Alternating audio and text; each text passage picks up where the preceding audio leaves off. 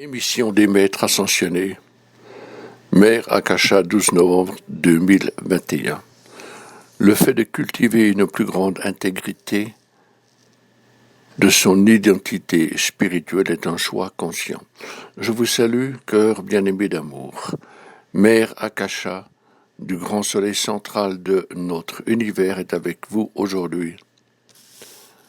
À toutes les personnes qui écoutent mes messages, j'aimerais dire que je projette un rayon cosmique d'amour divin et j'ose croire que vous l'acceptez. Laissez-le vous envelopper et renforcer votre cœur et votre corps affectif. Faisons une respiration profonde. Bien-aimés, sachez que l'on ne peut intensifier la vibration de la lumière en l'absence d'amour. Sans ce dernier, la quantité de lumière que vous pouvez recevoir dans votre vie et votre corps physique est limitée. Dans mes classes de l'arbre de vie, à l'Académie de la Rose Rayonnante, j'insiste sur l'importance pour vous tous qui êtes éveillés et pour ceux qui amorcent le réveil, de la nécessité de cultiver l'intégrité de l'identité spirituelle. Vous êtes prêts? Aujourd'hui, vous avez acquis une beaucoup plus grande connaissance et beaucoup plus d'illumination. Et votre lumière croît en vous grâce à la présence divine individualisée. Compte tenu de cette immense illumination, vous possédez une compréhension beaucoup plus complète de votre identité. Vous savez que la conscience est l'expression de la polarité divine de la lumière et de l'amour, de l'esprit et du cœur de Père, Mère divin. Vous vous êtes rendu compte que votre destin a toujours été de devenir l'individualisation de la conscience universelle, le « je suis ». Les Pères, Mères divins et, en tant que tel, chacun de vous est censé être un instrument de la source de votre être, Père, Mère divin. Tout comme vous avez des parents physiques dans ce monde, Père, Mère divin sont vos parents spirituels. Vous avez et vous savez aussi que Dieu ne juge pas. En tant qu'instrument de la source, chacun de vous jouit du libre arbitre. Cela étant, vous pouvez disposer de votre conscience et de votre divinité dans cette dimension. Vous avez pris les mesures voulues pour vous débarrasser des croyances qui n'ont rien à voir avec la vérité. Vous vous éveillez à votre véritable identité.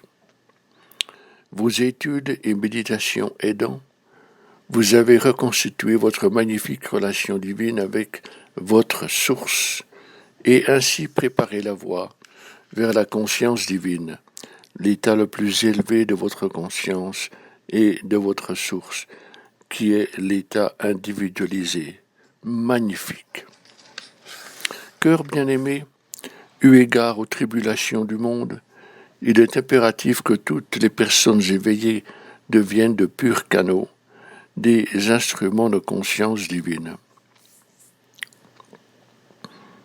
Votre lumière intérieure ne peut croître qu'à mesure de votre capacité d'aimer. En raison des renseignements et des enseignements reçus et intégrés par les êtres humains, la conscience individuelle a acquis des traits de la dualité, toutes sortes de contraintes et de croyances, de perturbations qui ont depuis longtemps confiné l'expérience humaine. Dès lors que chacun de vous cherche à restaurer la vie d'être de conscience divine, réalisant qu'elle est composée de polarités cosmiques, de lumière et d'amour, et privée d'ombre. Oui, la lumière croît intérieurement beaucoup plus intensément qu'avant. De plus, une aide considérable vous est fournie des dimensions angéliques et ascensionnées pour intensifier la lumière de Dieu qui ne faillit jamais dans vos pensées et dans votre vie. C'est magnifique. Toutefois, votre lumière sublime ne peut croître qu'à mesure de votre capacité d'aimer. Je ne fais pas allusion à l'amour humain qui est bien fragile. Je parle de l'amour divin. Le fait de voir que vous vous éveillez et que vous prenez conscience de votre véritable identité spirituelle est remarquable. Toutefois, votre sublime lumière intérieure ne peut se développer qu'à mesure de votre capacité de diffuser l'amour.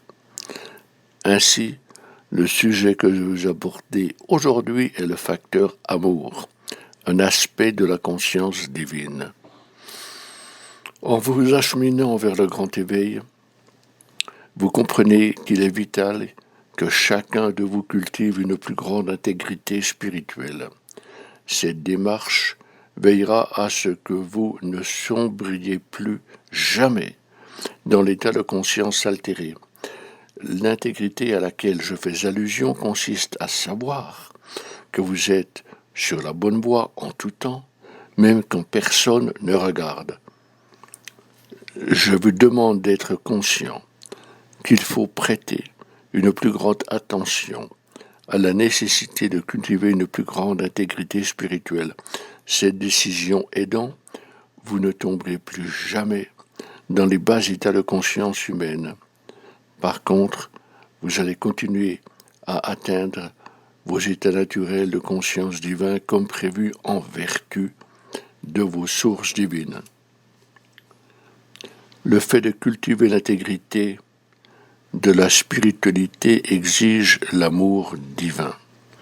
Bien-aimés, si l'on veut s'élever à de plus hauts états de conscience caractérisés par la non-existence de croyances et de limites dans le monde de l'expérience, il faut choisir consciemment de cultiver une plus grande intégrité de son identité spirituelle. Quelles sont les conditions ? L'amour. Cela exige l'amour divin inhérent à la conscience divine afin que cette dernière ranime votre vie, se manifeste dans votre système multicorporel et se diffuse dans le monde de l'expérience. Un problème se pose.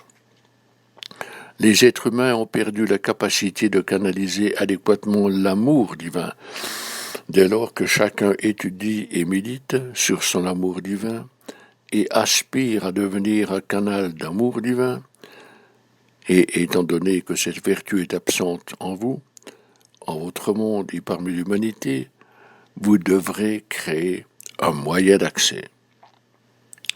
Une plateforme vous redonnant accès à l'expression de l'amour divin dans votre vie et votre monde.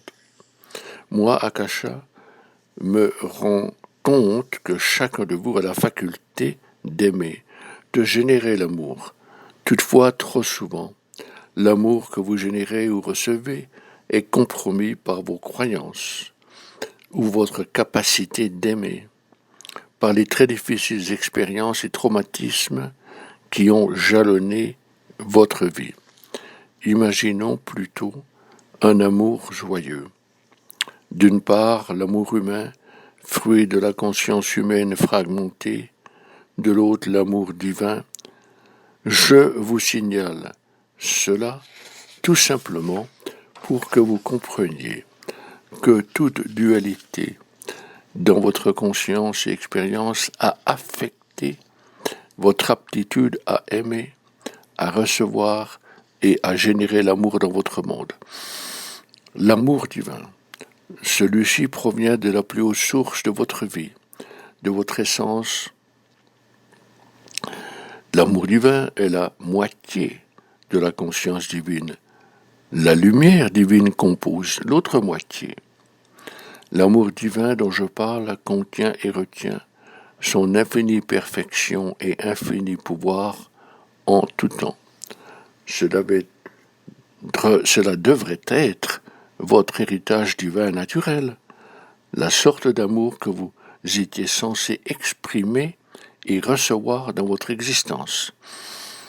Mais la conscience humaine de la dualité a fait obstacle à votre héritage divin naturel s'exprimant dans votre existence. Cœur bien-aimé sur la voie de l'éveil, sur la voie du retour au foyer, vers la vérité, pour vivre votre ultime destin, est l'occasion de vous adonner à la contemplation et de reprendre le rôle merveilleux de canal d'amour divin dans votre existence et dans votre monde. Une fois que cet amour divin est entré en vous, il transforme votre esprit, vos pensées, votre cœur, la santé de votre corps physique et de votre monde de l'expérience. Il garantit que vous êtes encore une fois un être de divine conscience et que vous êtes une personne d'intégrité. Par ailleurs, vous êtes porté à toujours agir de la bonne façon tout en ayant la force d'aller au bout de vos efforts, même si personne ne vous surveille. Je vous invite dans vos méditations à recevoir l'amour divin de Père Mère Céleste qui réside en vous et autour de vous. Recevez ce flux d'amour divin qui se déverse encore une fois en votre conscience individualisée. Je vous exhorte à ce que le reste de l'année, vous consacriez vos méditations quotidiennes, soit 2 fois par jour, à recevoir un flux ininterrompu d'amour divin dans votre conscience individualisée, en période de silence. Vous avez trouvé un moyen pour cet amour divin de s'acheminer dans vos pensées, le cœur, le corps, et d'être diffusé dans le monde de l'expérience et des milieux sociaux. Vous avez trouvé un moyen toutefois d'offrir l'amour divin, là aussi cet amour doit animer votre conscience, sous forme d'une plateforme dans votre corps multiforme et dans votre monde, celui des rapports sociaux, des expériences, etc. Voici comment vous y prendre. Premièrement, admettez une vérité. Vous ne pouvez véritablement changer ou modifier votre vie, vos expériences, sans changer votre conscience. Pour cette raison, nombreux sont les initiés sur une voie spirituelle qui doivent continuellement chercher à accomplir et exprimer des états de conscience de plus en plus élevés. À cette fin, il faut commencer par évacuer d'anciennes croyances, des traumatismes, blessures et purifier la conscience individualisée. La meilleure façon de s'y prendre est de s'envelopper dans les flammes violettes de feu sacré pendant une dizaine de minutes ou une quinzaine de minutes par jour, tout en nourrissant le désir que le feu sacré purifie vos pensées, vos émotions et votre conscience individualisée. Une fois que l'amour divin s'écoule à travers votre conscience purifiée, choisissez consciemment d'exprimer un amour inconditionnel et miséricordieux envers toute personne et toute chose. Un grand nombre de mantras soulignent l'importance de la flamme violette purificatrice des maîtres ascensionnés de l'Académie et d'autres écoles de sagesse. Adressez ce mantra au maître Saint-Germain et à ses anges pendant une quinzaine de minutes sous forme de piliers du feu sacré afin de purifier votre conscience. Ce faisant, vous débutez votre méditation tout en endossant le rôle de canal d'amour divin de cet amour qui s'écoule à travers votre conscience individualisée et purifiée. Dès lors que l'amour divin emplit votre conscience, il faut veiller à ce qu'il atteigne vos pensées, votre cœur, le corps et qu'il soit diffusé dans le monde des relations et de l'expérience. Il faut, à cette fin, employer un moyen, un choix conscient, pour exprimer l'amour inconditionnel et miséricordieux envers tout le monde et toute chose. Soyons clairs, il existe des individus au monde animés de mauvaises intentions. Ils sont portés sur des projets destructeurs et même sinistres. Votre monde recèle un trop grand nombre de psychopathes qui se moquent de quiconque et de tout. La question qui se pose, alors, devrais-je leur offrir un amour inconditionnel et miséricordieux également? Faites une respiration profonde. La réponse, oui. Rappelez-vous les paroles du Christ. Mon Père, pardonnez-leur, car ils ne savent pas ce qu'ils font. Cœur précieux, le Christ ne jugeait pas ces individus, ces criminels. Il les aimait inconditionnellement et son amour était animé de miséricorde. L'amour du Christ était dénué de jugement et n'excusait pas le comportement de ces criminels. Le Christ connaissait les lois de l'univers. Il serait peut-être souhaitable que vous vous les rappeliez. Il savait que les individus qui agissaient d'une manière destructive devraient faire face à leurs dettes karmiques. Le Christ savait aussi que par son amour, par les paroles qu'il adressait au Père, par son amour et sa miséricorde, il aurait pour effet de changer le comportement de ces personnes. Il arrive que ces changements arrivent vite, parfois plus tard, pas avant la prochaine incarnation des personnes concernées. Ainsi, cœur précieux, vous ne pouvez soumettre d'autres personnes à vos jugements et en même temps pratiquer l'amour inconditionnel ou miséricordieux. Ce serait incohérent. L'état de conscience de toute personne et son comportement déterminent comment les lois de l'univers agissent dans leur vie. Vous devez apprendre que vous ne vous alignez pas sur des actions de certains individus tout en leur offrant un amour inconditionnel et miséricordieux. Pourquoi ce comportement devrait être facile à adopter pour vous? Parce que vous connaissez la vérité de votre existence, la vérité de votre identité spirituelle, et vous savez aussi que les autres sont soumis à la même identité spirituelle, qu'ils mènent une vie admirable ou destructive.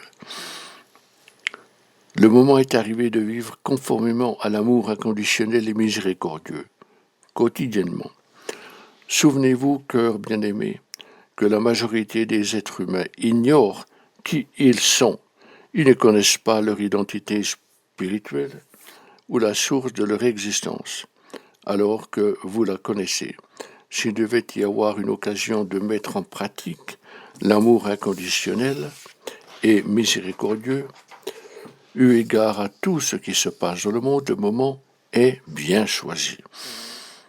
Il n'est pas nécessaire que vous soyez en présence d'individus destructeurs ou initiateurs de projets malfaisants. Vous pouvez agir dans votre foyer. Habituez-vous à envoyer de l'amour inconditionnel et miséricordieux à vos amis et à vos proches, à vos collègues, aux habitants locaux.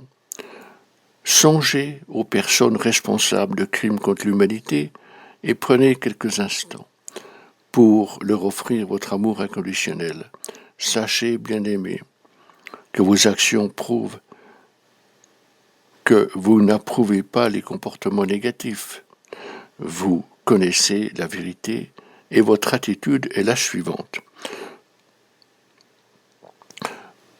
Je vous aime sans condition et l'amour que je vous offre est un amour miséricordieux, car je connais la vérité. Vous êtes un être spirituel et une âme, quel que soit le comportement que vous affichiez dans votre vie. Essayez de vous astreindre à cet exercice pendant quelques minutes chaque jour. Grâce à cette habitude, vous allez libérer votre vie et permettre à l'amour divin que vous recevez maintenant de la source de trouver son expression dans vos pensées, vos sentiments, votre corps physique, vos relations et expériences. L'amour divin est la loi de l'accomplissement. Vous, cœurs précieux, ne connaissez pas encore la plénitude de l'amour divin qui fait partie de la conscience divine. Le monde, sans aucun doute, ignore totalement l'amour divin. La seule façon par laquelle vous pouvez vous préparer à manifester et réaliser l'amour divin dans votre existence, en vous même, est de commencer à déverser l'amour en toutes choses et en toute personne. Une fois cet exercice en marche, vous avez ouvert la grande porte de l'amour divin pour que celui-ci s'écoule par votre conscience à partir de la source de votre être, dans vos pensées, votre cœur et votre corps. Je vous encourage à vous rappeler que l'amour divin est la loi de l'accomplissement. Faites cela et en retour, vous allez cultiver une plus grande intégrité de votre véritable identité spirituelle. Le fait d'intellectualiser votre identité spirituelle est insuffisant. Il vous faut recevoir tous les moyens et toute l'aide voulue pour vivre votre véritable identité spirituelle et votre intégrité. L'amour est l'accomplissement de cette intégrité. Dès lors que vous poursuivez votre cheminement de l'éveil sur cette planète, pour atteindre l'équilibre de la conscience divine, la lumière divine, l'amour divin, actif en vous et en votre vie, vos bienfaits se déversent dans ce monde. Compte tenu du fait que la conscience divine s'écoule dans votre conscience universelle et individuelle, cela va révéler la juste vision que votre vie vous demande de projeter. Une vision pour l'humanité, une vision de ce nouvel âge d'or, une vision de la lumière révélant et dissipant toute obscurité, toute noirceur dans ce monde. Je me promets d'aider chacun de vous à devenir l'amour de Dieu qui toujours accomplit. Si vous ne vous êtes pas encore joint à moi, dans ma classe de l'arbre de vie, je suggère que vous vous inscriviez sur le site web de l'Académie de la Rose Rayonnante. La classe en question est la voie la plus rapide menant à la conscience christique. Mes chers amis de la présence éternelle de l'amour, essayez. Namasté, namasté, namasté.